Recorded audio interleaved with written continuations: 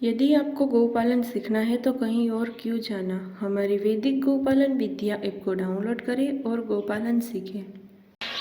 जय गौ माता दोस्तों, वंदे गौ मातरम, भारत माता की जय।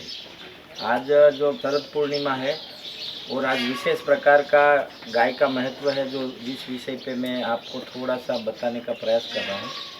तो गाय के दूध से और धान से एक खीर बनती है, जिसको आप शाम को पका के चंद्रमा के उजाले में रखो और खाने से गाय का और चंद्रमा का तेज शरीर में वृत्तिमान होता है। ये आयुर्वेद और शास्त्र हमारे निर्देश करते हैं। तो एक दो तीन प्रकार की बातें बताने का प्रयास करेंगे, जिसमें से आपको जो अनुकूल हो, जो आप कर सकते हैं, उस प्रकार से उसको कर सकते हैं। एक तो मैं जो बता रहा हूँ एक खीर बनाने का, तो इस प्रकार से खीर बनाने का विधि जो मैं बताता हूँ, छोटी छोटी दो तीन प्रकार की। सबसे पहले ये खीर बनानी है तो एक व्यक्ति के अनुसार एक कटोरी ही खाना है, उससे ज़्यादा खाना ज़रूरी नहीं है। एक कटोरी में भी इतना ही रिजल्ट मिलेगा, और आप पूरा 1 किलो खाओगे तो भी इतना ही रिजल्ट मिलेगा। तो ये खीर बनाने की विधि है। जैसे आप लेंगे देसी गाय का दूध और धान, या तो चावल जो देसी प्रकार का, जो जीएम ना हो, जेनेटिकल मॉडिफाइड ना हो, ऐसे धान या चावल।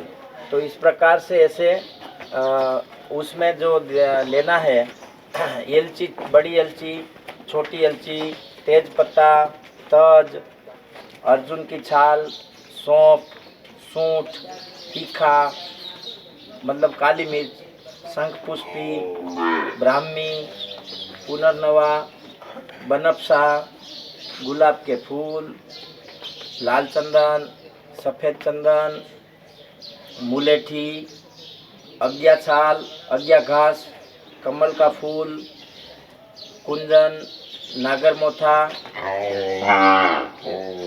अपामार्ग।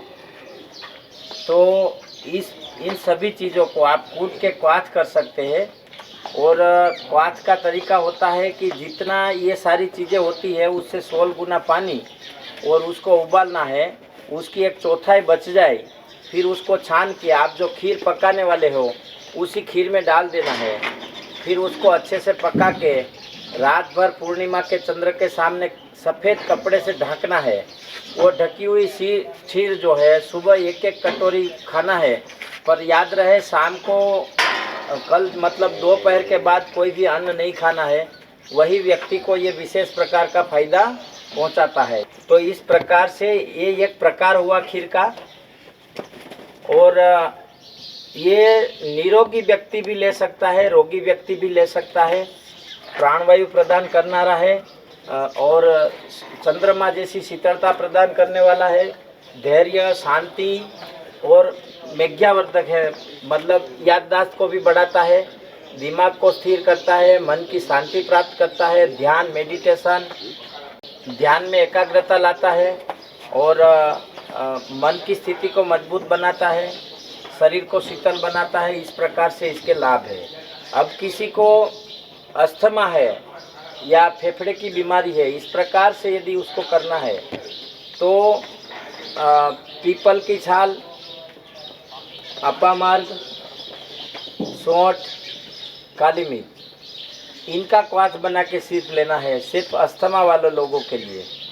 और जिसको सिर्फ दिमागी असर चाहिए, जिसको दिमागी कमजोरी है या बच्चों को दिमाग तेज करने के लिए बनाना है, तो शंखपुष्पी, ब्राह्मी, पुनर्नवा, ये चीज़ का क्वाथ डालना चाहिए। और अपनी ज़रूरत के हिसाब से बनाना है। पर ये जो औषध है वो सारे मिला के 1 चम्मच पर व्यक्ति के हिसाब से लेना है। जैसे मैंने 21 औषधि बताई, तो 21 औषधि को मिला के कूट के, वो जैसे आप 10 व्यक्ति के लिए बनाते हो तो 10 चम्मच ही औषध सारे मिला के 10 चम्मच लेना है। इस प्रकार से ये पूर्णिमा की शीतलता और पूर्णिमा का तेज जो ज़मीन पे, पृथ्वी पे, ब्रह्मांड पे निर्मित होता है, उसको आप खीर के माध्यम से, गाय के दूध से बनी खीर, उसके माध्यम से अपने शरीर में धारण कर सकते हैं। ये शास्त्रोक्त तरीका है, इसका शास्त्रों में वर्णन है। इसमें मैं अपना कुछ ऐड करके नहीं बता रहा हूँ। और इसके ऊपर हम हर साल बनाते हैं और खूब परिणाम पाया है। और आप भी इस प्रकार से कर सकते हो। यदि आपको सही लगे, अच्छा लगे और आप लाभदायी लगे तो ज़्यादा से ज़्यादा लोगों तक इस वीडियो को पहुंचाइए। और याद रखें कि इसमें दूध जो यूज़ करना है, दूध उपयोग में लेना है, वो मात्र गाय का होना चाहिए। गाय माने तो संपूर्ण देसी भारतीय गोवंश होना चाहिए और जैविक खाना खाने वाली गाय का होना चाहिए। इस प्रकार से जितना आप अच्छी तरह से ध्यान रखेंगे उतना ज़्यादा अच्छा परिणाम पाएंगे। भारत माता की जय। वंदे गो मातरम।